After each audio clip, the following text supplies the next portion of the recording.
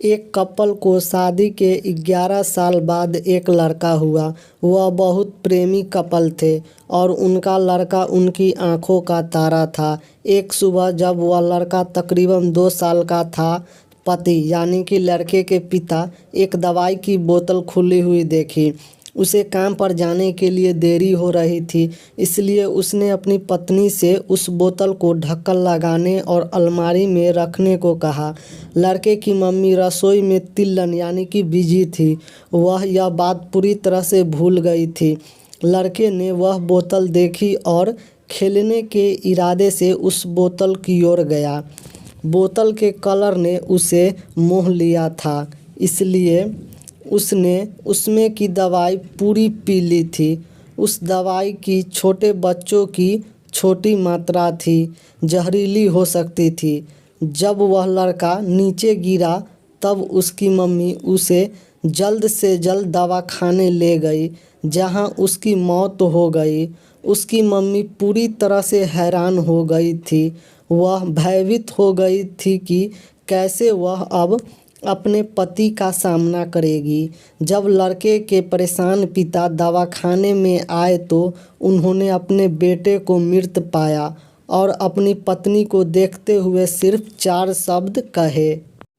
पति ने सिर्फ इतना ही कहा, आई लव यू डार्लिंग। उसके पति का अनअपेक्षित व्यवहार आश्चर्यचकित करने वाला था। उसका लड़का मर चुका था और इसे कभी वापस नहीं ला सकता था और वह अपनी पत्नी में भी कोई कसूर नहीं ढूंढ सकता था। इसके अलावा आगे उसने खुद ने वह बोतल उठाकर बाजू में रख दी होती तो आज उसके साथ यह सब न होता।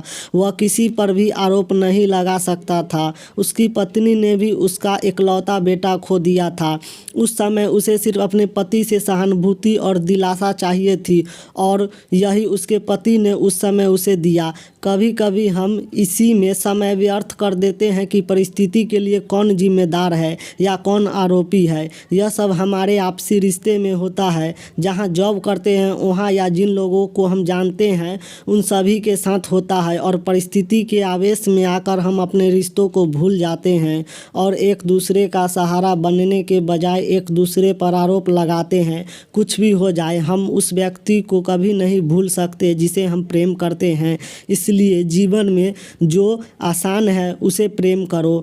आपके पास अभी जो है उसे जमा करो और अपनी तकलीफ़ों को विचार कर करके बढ़ाने के बजाय उन्हें भूल जाओ। इन सभी चीज़ों का सामना करो जो आपको अभी मुश्किल लगती है या जिससे आपको डर लगता है सामना करने के लिए। आप देखोगे कि वह चीज़ें इतनी मुश्किल नहीं है जितनी कि आप पहले सोच रहे हैं। हमें परिस्थितियों को समझ कर ही लोगों के साथ व्यवहार करना चाहिए और लोगों को कठिन परिस्थिति में भी उसका हमदर्द बनना चाहिए।